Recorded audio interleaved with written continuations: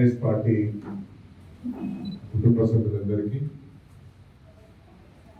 Media మిత్రులందరికీ పేరు పేరున నా హృదయపూర్వకమైన నమస్కారాలు. స్థానిక సంస్థల ఎన్నికలకు సంబంధించి స్టేషన్ గన్పూర్ నియోజకవర్గంలోని 7 మండలాల్లో 2 విడతలుగా ఎన్నికలు జరిగినాయి. 11 డిసెంబర్ నాడు జనగామ జిల్లాలోని 5 మండలాల్లో ఉన్న గ్రామ పంచాయతీలకు ఎన్నికలు జరిగినాయి. 14 డిసెంబర్ నాడు హన్మకొండ జిల్లాలోని 2 మండలాలకు ఎన్నికలు జరిగినాయి. దాంతోపాటు ఐనూరు మండలంలోని 2 గ్రామాలు, స్టేషన్ పూర్తి చెందిన గ్రామాలు కూడా ఎన్నికలు జరిగాయి. మొత్తంగా స్టేషన్ గన్పూర్ నియోజకవర్గంలో మొదట్లో 148 గ్రామ పంచాయతీ ఉండేది.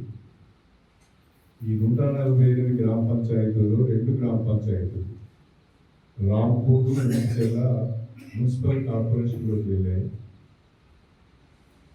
3 గ్రామ పంచాయతీలు కలిసి గన్పూర్ మున్సిపాలిటీగా ఏర్పడ్డాయి. ఇప్పుడు 5 గ్రామ పంచాయతీలు పోతే 143 గ్రామ పంచాయతీలు ప్రస్తుతం స్టేషన్ గన్పూర్ నియోజకవర్గంలో ఉన్నాయి. మున్సిపల్ కార్పొరేషన్లో ఉన్న 2 గ్రామ పంచాయతీలు, గన్పూర్ మున్సిపాలిటీలో ఉన్న 3 గ్రామ పంచాయతీలు తీసేస్తే ప్రస్తుతము 143 గ్రామ పంచాయతీలకు ఎన్నికలు జరిగాయి. దాంట్లో చిరిపూర్లో 17 గ్రామాలు, స్టేషన్ గన్పూర్లో 15 గ్రామాలు, జఫర్గఢ్ 21 గ్రామాలు, రఘునాథ్పల్లి 36 గ్రామాలు, లింగాలగడపలో 21 గ్రామాలు, ధర్మశాలలో 19, వేలేరు 12, ఐనూరులో 2 గ్రామాలు, మొత్తంగా 143 గ్రామ పంచాయతీలకు 2 విడతలలో స్టేషన్ గన్పూర్ నియోజకవర్గంలో ఎన్నికలు జరిగాయి. ఈ ఎన్నికలు జరిగిన 143 గ్రామ పంచాయతీలలో ప్రజలు ఆశీర్వదించి అత్యధికంగా కాంగ్రెస్ పార్టీ బలపరిచిన అభ్యర్థులకు మద్దతు తెలిపారు. అందులో కాంగ్రెస్ బలపరిచిన అభ్యర్థులు 94 మంది సర్పంచ్లుగా ఎన్నికయ్యారు. 6 ఇప్పటికీ కాంగ్రెస్ రెబెల్స్గా ఉన్నారు. వాళ్ళు కూడా మాట్లాడుతున్నారు, మేము కూడా తిరిగి పార్టీలోకి వచ్చి పనిచేస్తామని. బీఆర్ఎస్ 39 గ్రామ పంచాయతీలు గెలుచుకున్నది. BJP 1, independence 3. అంటే మొత్తంగా 94 Congress, 39 BRS, 6 Congress rebels, 1 BJP, 3 independent. మొత్తంగా 143 గ్రామ పంచాయతీలు జరిగే ఎన్నికలు. ఈ 143లో 94 గ్రామ పంచాయతీలు, 6 రెబల్స్ కూడా వచ్చే అవకాశం ఉన్నది. కాకపోతే మేమే తొందరపడడం లేదు, ఆలోచించాలనే ఆలోచనలో ఉన్నాము.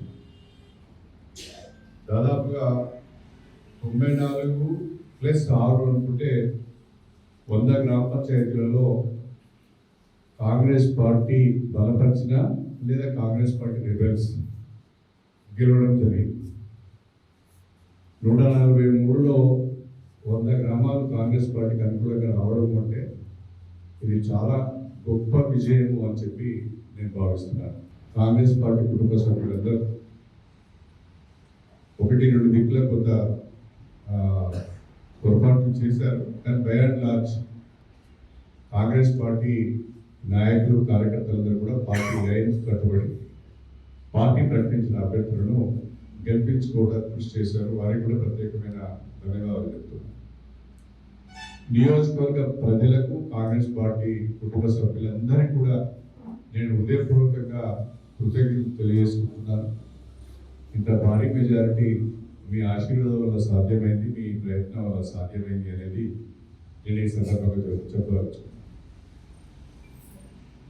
కడియం శ్రీహరి పైన, కడియం శ్రీహరి కుటుంబం పైన విమర్శ చేసేవారు ఇప్పటికైనా ఆత్మ విమర్శ చేసుకోవాలి.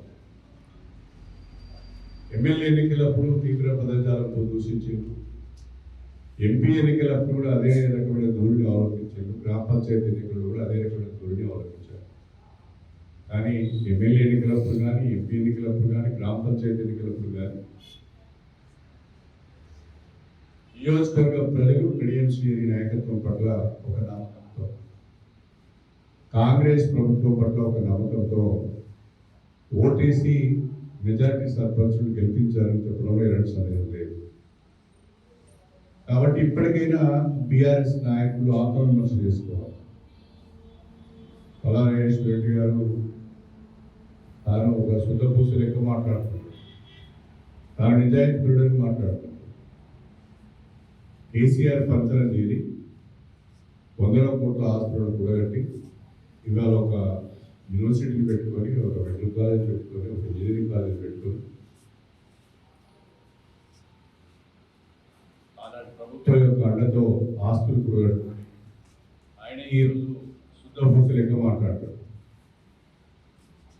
కవిత గారు 2-3 సార్లు చెప్పారు, కేసీఆర్ చుట్టూ కొరివి దయ్యాలు చేరినాయి, ఈ కొరివి దయ్యాల వల్ల పార్టీ భ్రష్టపడుతున్నది, కేసీఆర్ బయటకు రాలేకపోతున్నాడని చెప్పింది. ఆ కొరివి దయ్యాల పేరు కూడా చెప్పింది. చాలా జిల్లాలకు వెళ్ళినప్పుడు బీఆర్ఎస్ నాయకుల పైన, బీఆర్ఎస్ ఎమ్మెల్యే పైన, బీఆర్ఎస్ సంబంధించిన భక్తుల పైన తీవ్రమైన పదజాలంతో, సాక్ష్యాలతో సహా ఆమె విమర్శలు చేస్తున్నారు.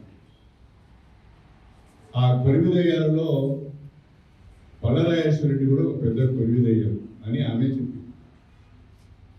పల్లారాజేశ్వర రెడ్డి గారు కేసీఆర్ పంచన చేరి ఆ కుటుంబం మధ్యన చిచ్చు పెట్టి వాళ్ళ చెవులు ఊరికి ఆ కుటుంబాన్ని అంతా చిన్నాభిన్నం చేసింది. కవిత అటు దూరం అయిపోయింది. రామారావు గారి మధ్యన, హరీష్ రావు గారి మధ్యన కూడా కొంత గ్యాప్ ఉన్నది.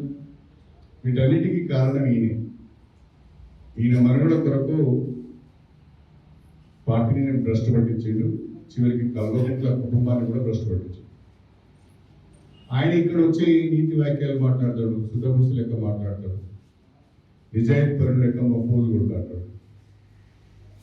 ఇంకా విచిత్రం ఏంటంటే రాజయ్య గారి కంటే ఎక్కువ గ్రామాలలో రాజేశ్వర రెడ్డి తిరిగి.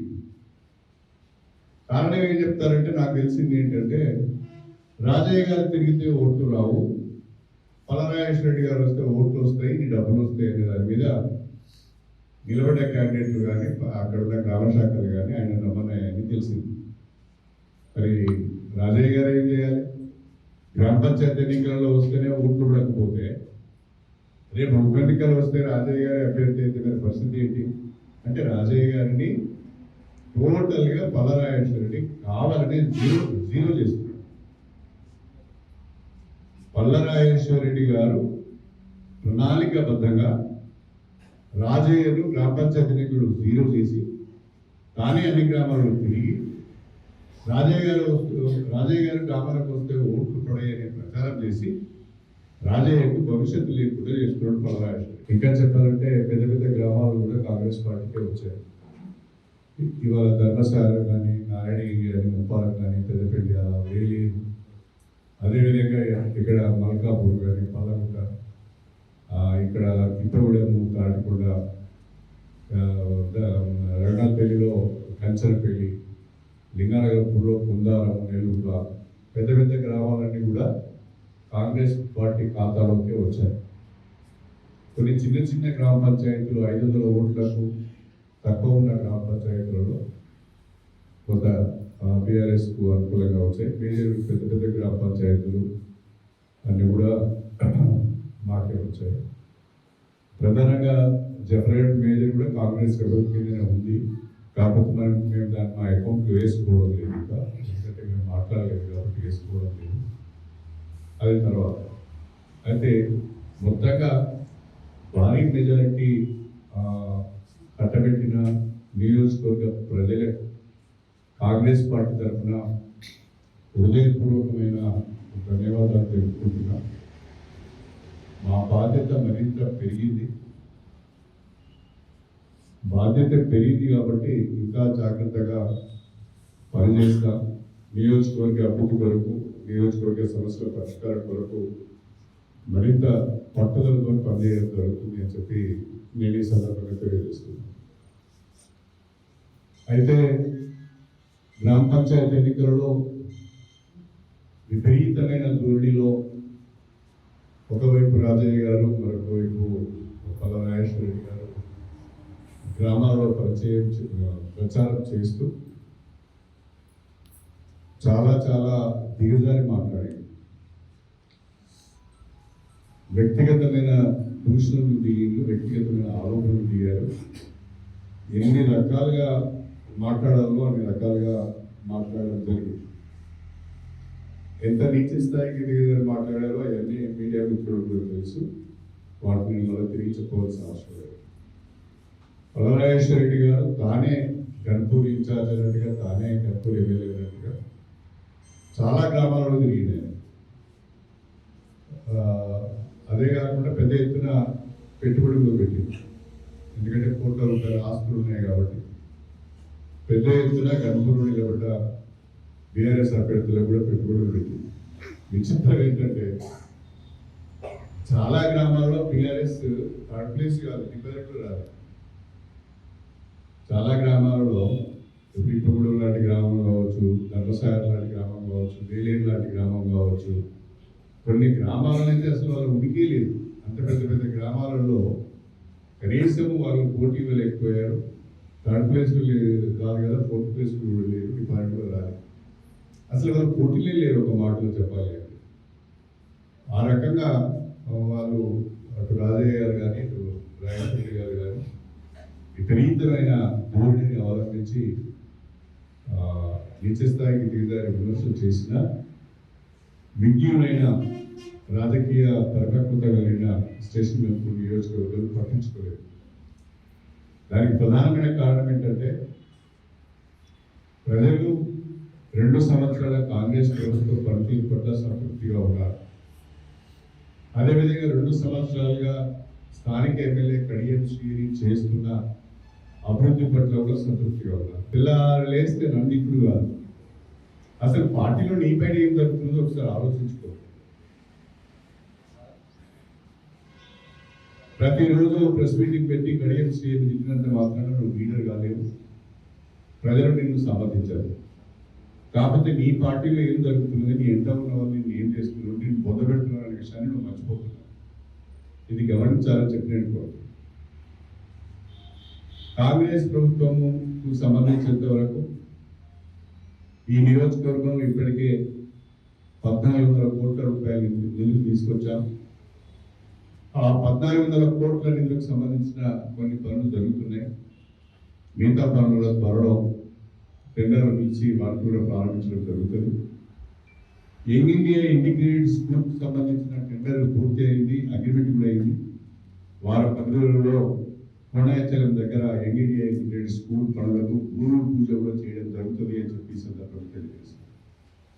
మేమేమో ప్రతిరోజు ఈ నియోజకవర్గానికి అవసరాలు ఏమున్నాయి, ఈ నియోజకవర్గానికి ఏ రకమైన అభివృద్ధి కావాలి, అది దాన్ని ఏ రకంగా మందులు తీసుకురావాలని, నిధులు ఎట్లా తీసుకురావాలని మేము ఆలోచిస్తున్నాం. గ్రామాల్లో సమస్యలు ఏమున్నాయి, ఆ సమస్యలు ఎట్లా పరిష్కరించాలని మేము ఆలోచిస్తున్నాం. బీఆర్ఎస్ వారు మాత్రము కడియం శ్రీని ఎట్లా తిట్టాలి, కడియం శ్రీని పైన ఏ రకమైన ఆరోపణలు చేయాలనే దానికే వాళ్ళ సమయాన్ని వెచ్చిస్తున్నారు. దాని ద్వారా మీకు ఫలితం రాదు. నియోజకవర్గ అభివృద్ధిలో, ప్రజల సమస్యల పరిష్కారంలో మీరు భాగస్వాములు అయితే మీకు కొంత ఉపయోగం ఉంటుంది. కానీ తెల్లారు లేస్తే కడియం శ్రీని తిట్టుకుంటారు, తిరగడమే మీ రాజకీయం అయితే ఇప్పుడు ఎక్కడున్నారో శాశ్వతంగా అక్కడే ఉంటారు. అంతకంటే ఒరిగేదేమి లేదు, జరిగేదేమి లేదు. దీన్ని గమనించాలని చెప్పి నేను కోరుతున్నాను.